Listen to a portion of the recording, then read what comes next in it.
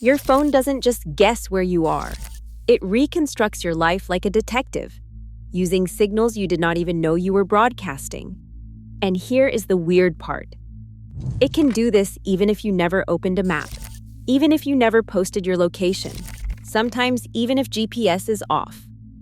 So how does it actually know? What is the difference between GPS, Wi-Fi, and cell towers? Why can your location still leak indoors, underground, or in a city full of tall buildings? And most important, what can you control and what is basically baked into modern phones? Let's pull the curtain back. Your phone lives in a constant fog of invisible radio waves. Wi-Fi, Bluetooth, cellular, GPS. It is like you are walking through a crowded room full of people whispering, and your phone is listening to everyone. Now here is the key idea. Location is not a single sensor. It is a collage. A patchwork your phone stitches together from multiple clues, each one imperfect, but powerful when combined. Which explains the first big twist. Most of the time, your phone does not need GPS to locate you. The classic suspect, GPS. Let's start with the one everyone blames, GPS. GPS is a timing trick. Up in space, satellites beam out signals stamped with incredibly precise time. Your phone listens to several satellites, measures how late each signal arrives, and turns those tiny delays into distance. It is like hearing thunder from multiple directions and figuring out where lightning struck. Except the thunder arrives at the speed of light, so the timing has to be insanely precise. With enough satellites, your phone can triangulate a position on Earth. But here is the catch. GPS is fragile. It hates indoors, subways, tunnels, dense cities with skyscrapers, heavy tree cover, and cloudy canyons between buildings where signals bounce and lie. So if GPS is the hero, it is a hero with bad reception. Which raises a question. If GPS is unreliable so often, how does your phone still keep track? The quiet workhorse. Cell towers. Your phone is basically always talking to cell towers, even when you are not calling anyone. That is not a conspiracy. That is how the network works. Your phone has to be reachable, so it checks in, negotiates signal strength, switches towers as you move, and constantly tries to keep you connected with the least effort and best signal. Now picture a city with towers everywhere. Your phone can estimate location using which tower you are connected to, the signal strength, timing differences between towers. Sometimes it is rough, like somewhere within a few city blocks. Sometimes it is surprisingly tight, especially where towers are dense. And there is another micro twist. Even without location permission, many systems still need tower information for basic connectivity, emergency services, and network routing. So, turning off location does not mean your phone stops interacting with the cellular world. It means your apps are less allowed to ask for the final stitched-together answer. But cell towers are only the beginning. The sneaky genius, Wi-Fi positioning. Now here's the clever part. Wi-Fi isn't just internet. Wi-Fi is a landmark system. Every Wi-Fi router has a unique identifier, like a name tag, called a BSSID, which is a MACE address. Your phone can see nearby routers even if you do not connect to them. And over time, huge databases get built that map those router identifiers to physical locations. So if your phone sees router A, router B, router C, it can compare that combination to a known map and say, you are at this cafe, or this apartment building, or this street corner. It is like recognizing a neighborhood by the smell of 3 specific bakeries and the sound of a particular bus line. This is why your location can snap into place instantly, especially indoors before GPS has even warmed up. And yes, it is fast, because it is not calculating from space, it is matching patterns locally. But there is a twist inside the twist. Wi-Fi positioning can work even when Wi-Fi is off, depending on settings, because phones may still scan for networks to speed up connectivity and improve location accuracy. That is one reason your phone can feel psychic. Bluetooth, tiny beacons, tiny breadcrumbs. Bluetooth sounds small and harmless. Headphones, speakers, watches. But Bluetooth is also a proximity sensor. Many stores, airports, museums, and stadiums use Bluetooth beacons, little devices that just shout, "I am here" at regular intervals.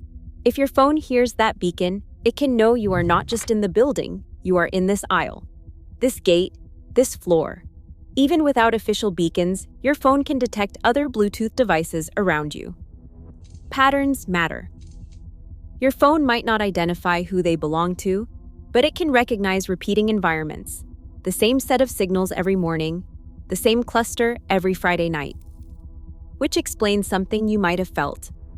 Ever walked into a place and your phone seems to wake up?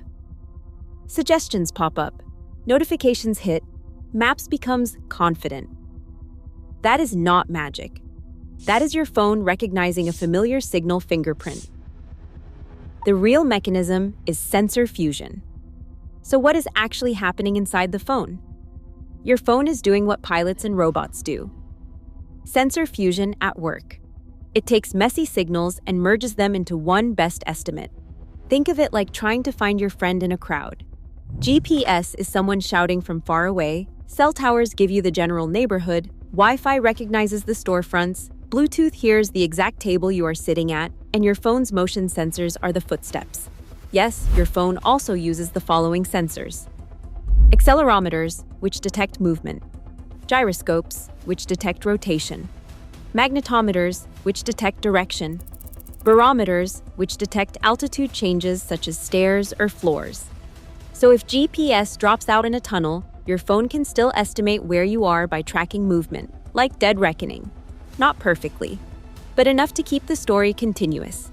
Continuity is the goal, because your phone is not just answering "Where am I?"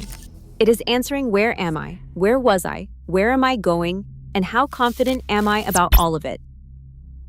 Myth versus reality moment. Myth. If I turn off GPS, I'm invisible. Reality. GPS is only one ingredient. Myth. If an app does not have location permission, it cannot learn anything. Reality. Apps can still infer location from other signals like nearby Wi-Fi names, IP address region, time zone, language settings, and behavior patterns, especially when combined with other data. Now, this part is important. Different platforms and settings restrict what apps can access. But the big theme remains. Location is not a single switch. It is an ecosystem. So what happens next in real life? Okay, why does any of this exist? Because location makes everything feel smarter.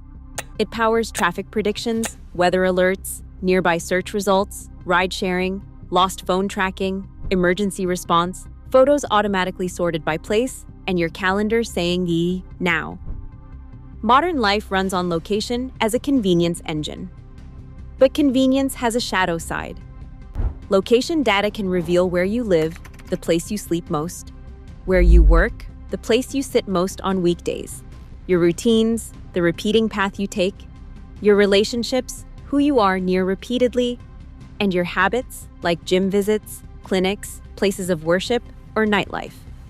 Even without knowing your name, a routine can be uniquely identifying because you are a pattern.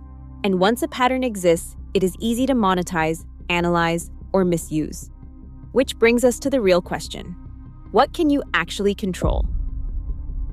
Practical takeaways. 5 choices that actually matter.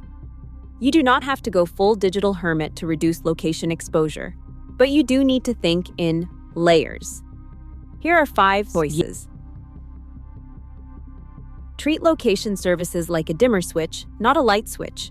Instead of always, choose while using the app whenever possible. Many apps do not need background location. They only need momentary access. 2. Audit the apps that get location in the background. If an app is not for navigation, safety, or something you truly use for location, it probably does not need background access. 3. Disable Wi-Fi and Bluetooth scanning when you do not need it. Some phones have separate toggles for scanning that can keep happening even when Wi-Fi or Bluetooth appears off. Turning off scanning reduces passive fingerprinting of your surroundings. 4. Be mindful of precise location. Many apps only need rough location, for example your city, not your exact doorstep.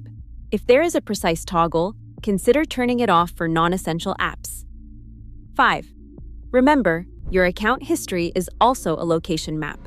Even if sensors are limited, services can still store location timelines, search history, check-ins, and photo metadata.